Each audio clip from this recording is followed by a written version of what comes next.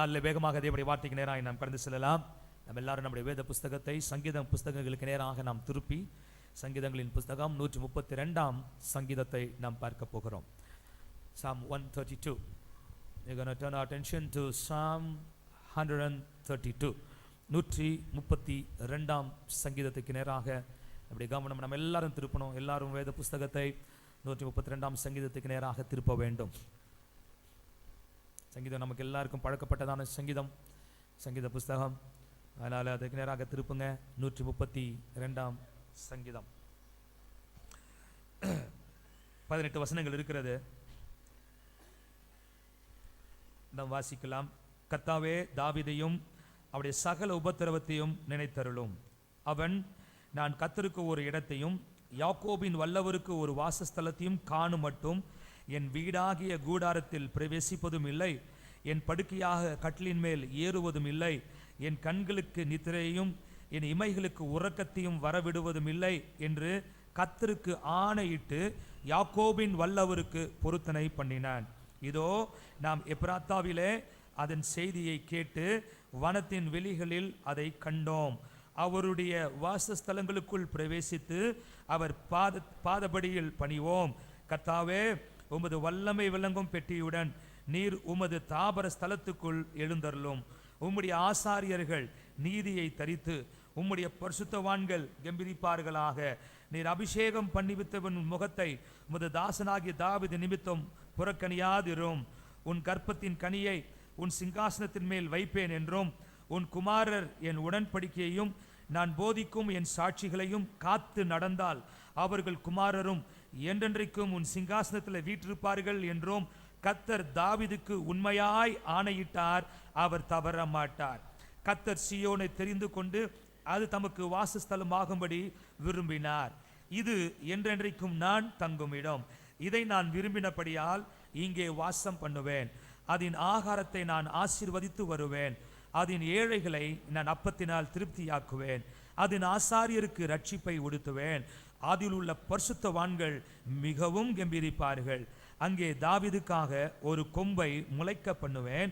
நான் அபிஷேகம் பண்ணிவித்தவனுக்காக ஒரு விளக்கை ஆயத்தம் பண்ணினேன். அவன் சத்துருக்களுக்கு வெட்கத்தை உடுத்துவேன். அவன் மீதிலோ அவன் கிரீடம் பூக்கும் என்றார். அல்லேலூயா. கர்த்தருடைய நாமத்திற்கு மகிமை உண்டாவதாக. இந்த சங்கீதங்களின் புஸ்தகம் மிக அற்புதமான ஒரு புத்தகம். நம்ம எல்லாரும் விரும்பி படிக்கிறதான ஒரு மிகவும் எளிமையான ஒரு புத்தகமாக இது இருக்கிறது. அல்லேலூயா. மக்கள் புதிய ஏற்பாட்டினுடைய பகுதிகளை படித்து பழைய ஏற்பாட்டில் பகுதியை படிக்க வேண்டும், பழைய ஏற்பாட்டிலிருந்து ஒரு வேத வசனத்தை படிக்க வேண்டும் என்று நினைக்கும் பொழுது ஆட்டோமேட்டிக்காக அவருடைய எண்ணம் போவது எங்கே தான்? சங்கதிகளின் புஸ்தகத்துக்கு நேராகத்தான் செல்லுகிறது. ஏன் இதை எல்லாரும் விரும்பி படிக்கின்றார்கள்? ஏனென்றால் இது பாட்டு புஸ்தகம். இதில் பாடல்கள் இருக்கிறது. இது பாட்டு புஸ்தகமாக இருக்கிறது. இது கீதம் என்று நாம் பார்க்கின்றோம், சங்கீதம் என்று சொல்லி நாம் அதை பார்க்கின்றோம். ஆகினாலே பாட்டு எல்லாருக்கும் பிடிக்கும். ஆகினாலே பாட்டையே வாசிப்பது நமக்கு எல்லாருக்கும் மிகவும் பிடிக்கிறதா இருக்கிறது. நிறைய நேரங்களில் நிறைய ஜனங்கள் பாட்டு படிக்கிறவர்களாக இருக்கின்றார்கள். நம்ம எல்லாரும் சேர்ந்து பாட்டு படிப்போமா அப்படின்னு சொல்லும் பொழுது நிறைய பேர் பாட்டு படிக்கிறாங்க. டெய்லி வீட்டில் உட்காந்து பாட்டு படிக்கிறாங்க. பாட்டு பாடுறவங்க இருக்கிறாங்க, சில இடத்துல பாட்டு படிக்கிறவங்களும் இருக்கிறாங்க. சில பேர் எல்லா பாட்டையும் ஒரே ராகத்தில் தான் பாடி ஒரே ராகத்தில் ஆரம்பத்துலேருந்து கடைசி வரைக்கும் ஒரே ராகத்தில் பாடி முடித்து கின்னஸ் சாதனை படிக்கிறவங்களும் இருக்கிறாங்க. நிறைய பேர் அப்படி போன்றதான பாட்டை பாடுகிறவர்கள் இருக்கிறார்கள். அது அவங்களுக்கு வந்ததான வரம். சில பேருக்கு அந்த நல்ல பாட்டு பாடுவாங்க, நல்ல டியூனோடு கூட பாடுகிறவர்கள் இருக்கின்றார்கள். இந்த சங்கீத புஸ்தகங்கள் தேவனை துதித்து பாடுகின்றதான பாடல்களாக அவைகள் காணப்படுகிறது. இங்கு சங்கீதக்காரன் அநேக தேவனை புகழ்ந்து பாடுகிறதான இந்த விஷயங்களை நாம் பார்க்கும் பொழுது அவன் சொந்தமான வார்த்தைகளை அவன் சொல்லவில்லை. அவன் பாடல் பாடுவதற்கு அவனுக்கு ஆதாரமாய் இருந்தவைகள் வேதத்தில் இருந்ததான முதல் 5 புஸ்தகங்கள்.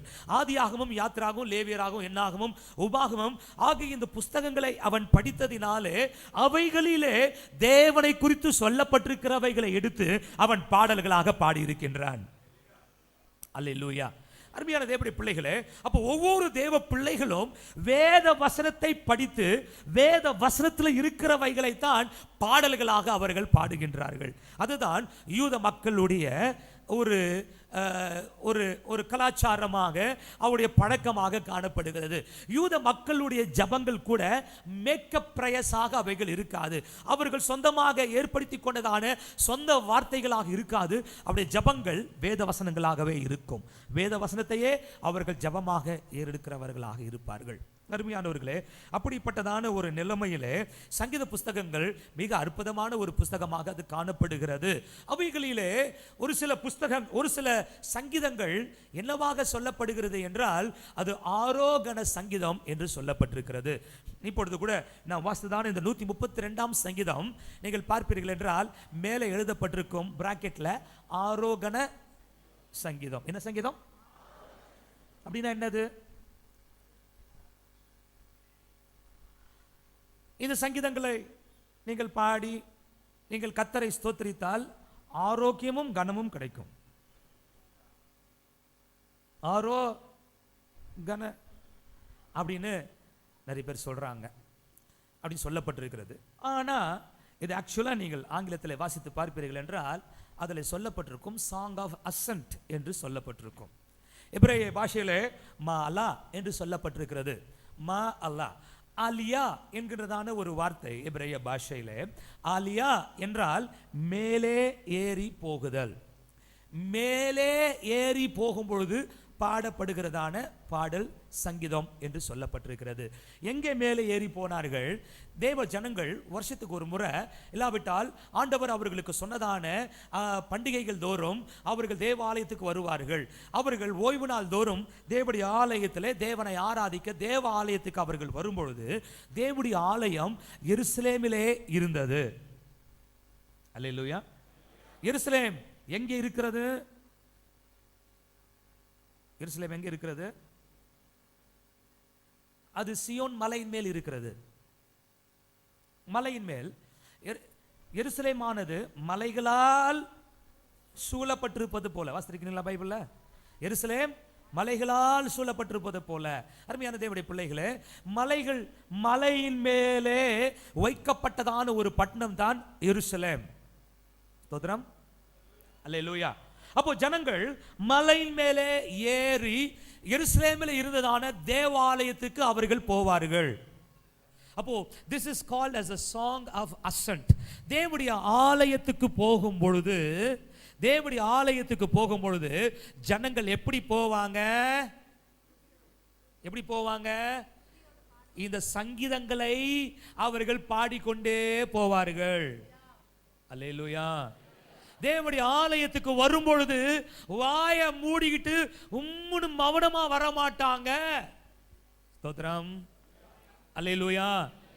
அப்போ தேவனுடைய ஆலயத்துக்கு வரும்பொழுது மௌனமாய் வரக்கூடாது என்பதற்காக ஒரு சில பேர் என்ன பண்ணுவாங்க, பக்கத்தில் வரவங்களோடு கூட சேர்ந்துக்கிட்டு ஊரு கதை, அந்த கதை, வம்பு கதை, எல்லா கதையும் பேசிக்கிட்டு அப்படி எல்லா கதைகளும் பேசிக்கிட்டு வருவாங்க.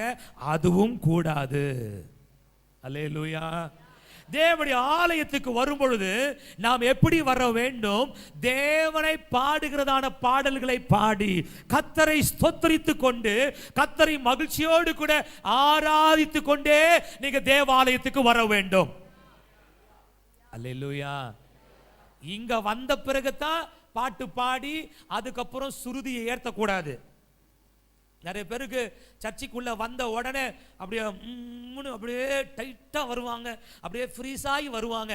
அப்போ அவங்களுக்கு ஏற்ற மாதிரி கொஞ்சம் பாட்டு பாடணும். அப்போ அதுக்கப்புறம் ஒரு அல்லேலூயா சொல்லுங்க, அப்புறம் கொஞ்சம் கரம் தட்டுங்க அப்படின்லாம் கொஞ்சம் சொல்லி அப்போ கொஞ்சம் சுருதி ஏற்ற அதுக்கப்புறம் தான் அப்புறம் வந்து அப்படியே கொஞ்சம் ரிலாக்ஸ் ஆகி அதுக்கப்புறம் தான் பாட்டே பாடுவாங்க.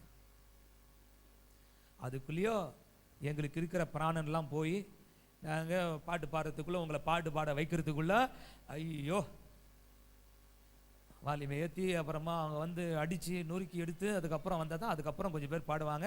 ஒரு சில பேருக்கு அப்போ கூட என்ன பண்ணுறதில்ல, ஜீவனே வர்றதில்ல. ஏன்னா உலகத்தில் எல்லாம் முழுங்கி அமுங்கி போய் இங்கே வரும்போது ஒன்றுமே இல்லாமல் அப்படியே செத்த நிலைமையில் வந்து உட்காந்துருக்கிறது. பாருங்க, ஒரு அல்லையோட வரமாட்டேங்குது பாருங்க. அது உங்களுக்கு எந்த விதமான கிரயமும் நீங்கள் செலுத்துவது இல்லை. ஆக்சுவலா உங்க சாட்சியை வாசிக்கிறது நான் தான் கிரயம் செலுத்துறேன். நீங்கள் பொருத்தனைகளை நிறைவேற்ற வேண்டும். அந்த பொருத்தனைகள் எப்படிப்பட்டதாக இருக்க வேண்டும்? உங்களுக்கு மிகவும் பிரியமான ஒன்று, உங்களுக்கு விலை மதிப்பான ஒன்றை என் தேவனுக்காக நான் விட்டு கொடுக்கின்றேன், என் ஆண்டவர் கையிலே அதை நான் கொடுத்து விடுகின்றேன் என்று சொல்லுகின்றதான ஒன்றுதான் ஒரு பொருத்தனையாக இருக்க முடியும், ஒரு காணிக்கையாக இருக்க முடியும், ஒரு உடன்படிக்கையாக இருக்க முடியும். அல்லேலூயா. ஒரு முறை தாவீது யுத்தத்துக்கு போயிருந்தான். அங்கே யுத்தம் செய்து கொண்டிருக்கின்றார்கள், எதிராளிகளா நின்று கொண்டிருக்கிறார்கள். தாவீதுக்கு ரொம்ப தண்ணி தாகம், அவனுக்கு தாகம், அவனுடைய நாவெல்லாம் வறண்டு போகிறது. அப்பொழுது பார்த்தீர்கள் என்றால் அங்கே ஒரு கிணறு இருக்கிறது, ஒரு துறவு இருக்கிறது. ஆனால் அந்த துறவு எங்கே இருக்கிறது என்றால் எதிராளிகள் நின்று கொண்டிருக்கிறதான இடத்துல நின்று கொண்டிருக்கிறது. இவன் இருக்கிற இடத்துல தண்ணி காணும். தண்ணிடா, தண்ணி கொடுங்கப்பா கேட்கிறான். தண்ணி பார்த்தா இங்க இல்ல, ஆனா கிணறு அங்க இருக்கிறது. ஆனா அங்க போக முடியாது. ஏன்னா அங்க யார் நிற்கிறான்? சத்துருக்கள் எல்லாம் பட்டயத்தோடு கூட, வில்லோடு கூட, ஈட்டிகளோடு கூட நின்று கொண்டிருக்கின்றார்கள். ஆனா எங்களுடைய தலைவன் தண்ணியை கேட்டுட்டாருல்ல, எங்க ராஜா தண்ணியை கேட்டுட்டாரு, எங்களை நடத்துகிறவர் தண்ணி கேட்டுட்டாரு. ஆகினாலே அங்கே அவனுடைய சேனையில் இருந்ததான 2 பேர், 2 பராக்கிரமசாலிகள் என்ன செய்தார்கள் என்றால், அவர்கள் தங்களுடைய உயிரையும் பணைய வைத்து அவர்கள் எதிராளிகளுடைய அந்த சேனைக்குள்ளாக பாய்ந்து சென்று அந்த கிணத்துல போய் தண்ணியை அவர்கள் அள்ளிக்கொண்டு அதை கொண்டு வந்து தாவீதின் கையிலே கொடுத்தார்கள். ஸ்தோத்திரம். ஒரு சர்ச்சுக்கு 2 பேர் அது மாதிரி இருந்தா, ஹலோ, ஒரு 2 பேர் அது மாதிரி இருந்தா அது எவனா இருக்கட்டும் பார்த்துடலாம். ஒரு கை.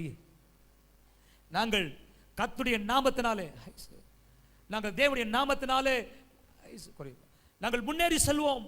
எதிராளிகள் இருந்தாலும் பரவாயில்லை என்று சொல்லி முன்னேறி சென்று எதிராளிகளுடைய இடத்தில் இருக்கின்றதான அந்த தண்ணீரை கொண்டு வந்து தாவீதுக்கு அவர்கள் குடிக்க கொடுத்தார்கள். அல்லேலூயா.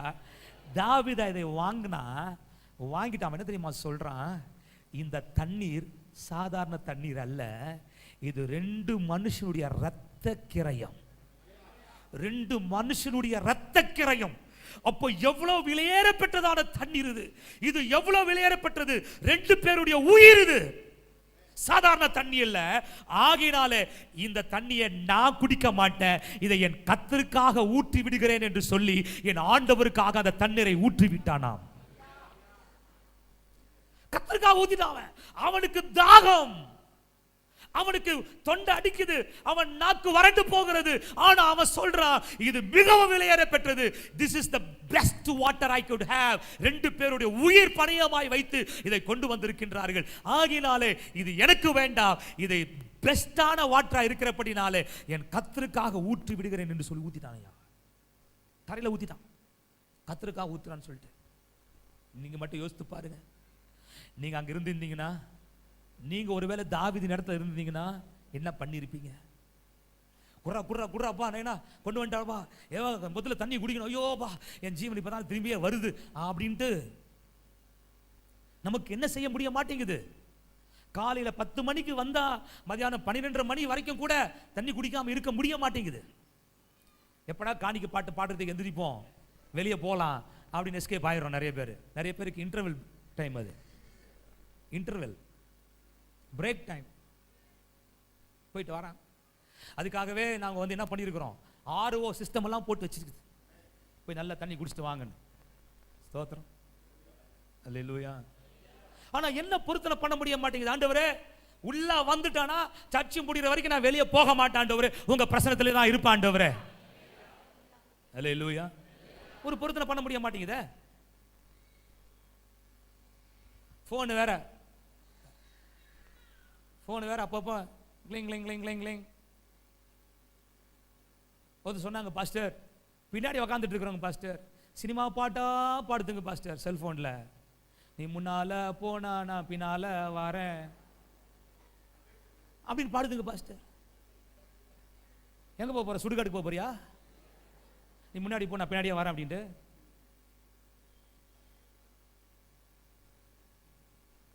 என்ன ஒரு எப்படிப்பட்டதான ஒரு காரியம். இப்போ செல்போன் வந்து சரி அட்லீஸ்ட் வைப்ரேஷன்ல போட்டு வைக்கிறாங்களாமா. ஏன்னா முக்கியமான கால்ஸ் வருமாமா. எப்போ? ஞாயிற்றுக்கிழமை தேவனை ஆராதித்து கொண்டிருக்கும் பொழுது என்ன வருதாமா? முக்கியமான கால். எங்க? பரலோகத்திலிருந்து வருதா? செல்போனை தேவனுடைய பிரசன்னத்தில் இருக்கும் பொழுது எடுக்க கூடாது. எது வரைக்கும்? பரலோகத்திலிருந்து அழைப்பு வந்தால் வழியா. அல்லேலூயா. தேவனை விட உன் ஃப்ரெண்டு கூப்பிடுறது முக்கியம் அல்ல. தேவனை விட உங்க வீட்டில இருந்து கூப்பிடுறவங்க முக்கியம் அல்ல. தேவனை விட வேற யாரும் கூப்பிடுவது முக்கியம் அல்ல. எல்லாருக்கும் தெரிந்திருக்க வேண்டும். இத பையன் 10 மணிக்கு ஆஃப் பண்ணானா 1 மணி வரைக்கும் ஓபன் பண்ண மாட்டான். சண்டே சர்வீஸ்ல அவன் தேவனை ஆராதித்துக் கொண்டிருப்பான் என்று எல்லாருக்கும் தெரிந்திருக்க வேண்டும். அதான சாட்சி. அல்லேலூயா. நிறைய பேர் சொந்தக்காரங்க வர்றாங்க உங்க வீட்டுக்கு. ஞாயிற்றுக்கிழமை 10 மணிக்கு ஆனா போனா அவங்க வீட்டில் தான் இருப்பாங்க. அப்பதான் அப்படி சுத்திட்டு இருப்பாங்க. போய் பிடிச்சிக்கலாம் அப்படின்னு வரக்கூடாது. அவங்களுக்கு தெரிந்திருக்கணும் 10 மணிக்கு போனா அவங்க வீடு பூட்டி இருக்கும். அப்படியும் மிஞ்சி நம்ம போயிட்டு அவங்கள பார்த்துட்டோம்னா அவங்களோடு கூட நம்மளையும் சர்ச்சுக்கு தள்ளு போயிடுவாங்க. அல்லேலூயா. ஆனா நிலைமை அப்படியா இருக்குது? தலைக்கீழ இருக்குது. சொந்தக்காரங்களை பார்த்த உடனே ஐயோ வட்டிங்களா, சர்ச்சுக்கு போலான்னு இருந்தோம், நீங்க வந்துட்டீங்களா, சரி வாங்க வாங்க வாங்க வாங்க வாங்க வாங்க உங்களுக்காக நாங்கள் வந்து கோழி அடிச்சு நாங்கள் வந்து பிரியாணி பண்றோம் அப்படின்னு இவங்களும் சேர்ந்து கூட்டி சேவரா போகுது. அவங்க வந்தாங்கன்னா நீங்க என்ன பண்ணணும்? வாங்க போகலாம், நல்ல நேரத்துக்கு வந்திருக்கிறீங்க, வாங்க சர்ச்சுக்கு போகலாம் அப்படின்னு நீங்க அவங்கள கூட்டு வரணும். அதை விட்டுட்டு அவங்க வந்து உங்களை நல்ல நேரத்துக்கு பிடிச்சிட்டாங்க வாங்க வீட்டுக்குள்ள போலான்னு அவங்கள கூட்டு போக கூடாது. அல்லேலூயா. சோதரம் பொருத்தனை பண்ணுங்க. நம்ம கர்த்தருக்கு பொருத்தனையை பண்ணி அவைகளை நிறைவேற்ற வேண்டும். அல்லேலூயா. நமக்கு விலைக்கரையமாய் நாம் செலுத்தக்கூடியவைகளை கர்த்தருக்கென்று நாம் நிறைவேற்ற வேண்டும். ஸ்தோத்திரம். ஒரு சில பேர் பொருத்தனை பண்ணியிருக்கிறாங்க, ஆண்டவரே உம்மை ஆராதிக்க வரும் பொழுதெல்லாம் நான் வெண் வஸ்திரம் தரித்துக் கொண்டு நான் வருவேன் ஆண்டவரே. அல்லேலூயா. அல்லேலூயா. வெண் வஸ்திரம் தரிப்பது ஒரு பொருத்தனை. பொருத்தனை பண்ணாத ஆளுங்க மாறி மாறி மாறி மாறி இருக்குது. ஸ்தோத்திரம். பொருத்தனை பண்ணாதால தான் பிரச்சனை. ஸ்தோத்திரம். ஆமாம், மெசேஜ் கேட்ட உடனே ஆமாம் இதுக்கப்புறம் அதுக்கு வெள்ளை வஸ்திரம் போடணும், இதுக்கப்புறம் கருப்பாக போட்டுன்னு போயிடலாம், மலைக்கு போகிற மாதிரியே போயிடலாம் அப்படின்ட்டு நிறைய பேர் கருப்பாக போட்டுன்னு வராங்க. மேலேயும் கருப்பு கீழேயும் கருப்பு. எங்கள் மலைக்கா வந்திருக்கிறோம் மொட்டை போடுறதுக்கு? இல்லை ஜோதி பார்க்க வந்திருக்கிறீங்களா? ஸ்தோத்திரம். அல்லேலூயா. பொருத்தனை. Make a covenant with the Lord. தேவனை ஆராதிக்க வருகின்றோம், அவைகளை கர்த்தருக்கு நீங்கள் நிறைவேற்றுங்கள். அப்போ தாவீது ஒரு பொருத்தனை பண்ணனானா, என் தேவனுக்காக ஒரு ஆலயத்தை ஒரு இடத்தை கட்டுகிற வரைக்கும் நான் என்ன செய்ய மாட்டேன்? என்ன செய்ய மாட்டேன்னு சொன்னாரு. எங்க சொல்லு, எங்க இருக்கும்? கம்பரா ராமாயணத்தில் இருக்குமா அல்லது இதிகாசத்தில் இருக்குமா? எங்க இருக்குதுங்க? நம்ம படிச்ச 132ஆம் சங்கீதம் தான் இருக்குது. அங்கதான் பாருங்க. என் வீடாகிய கூடாரத்தில் பிரவேசிப்பதும் இல்லை. என்னது? நான் என்னுடைய கூடாரத்திலே பிரவேசிப்பதும் இல்லை. தாவீது என்னவா இருந்தார்? அவர் ஆட்டு மேய்க்கிறவனா இருந்தாரு, ராஜாவா இருக்கின்றார். அவர் சொல்றாரு என் கூடாரத்துக்குள்ள நான் பிரவேசிப்பதில்லை. அவருடைய அரண்மனை அவர் என்னங்கிறாரு? கூடாரங்கிறாரு. நான் என்னுடைய அரண்மனைக்குள்ளாக பிரவேசிப்பதும் இல்லை. அப்புறம் என் படுக்கையாகிய கட்டிலின் மேல் ஏறுவதும் என் படுக்கையாகிய கட்டிலின் மேல் நான் என்ன செய்வதில்லை? ஏறுவதும் இல்லை. ஸ்தோத்திரம். கொஞ்சம் யோசித்து பாருங்களேன். தாவீது ஒரு ராஜா, அவருடைய கட்டில் எப்படி இருந்திருக்கும்? அவன் கட்டில் எவ்வளவு பெருசா இருந்திருக்கும்? நான் நினைக்கிறேன் தந்தத்தினாலே செய்ய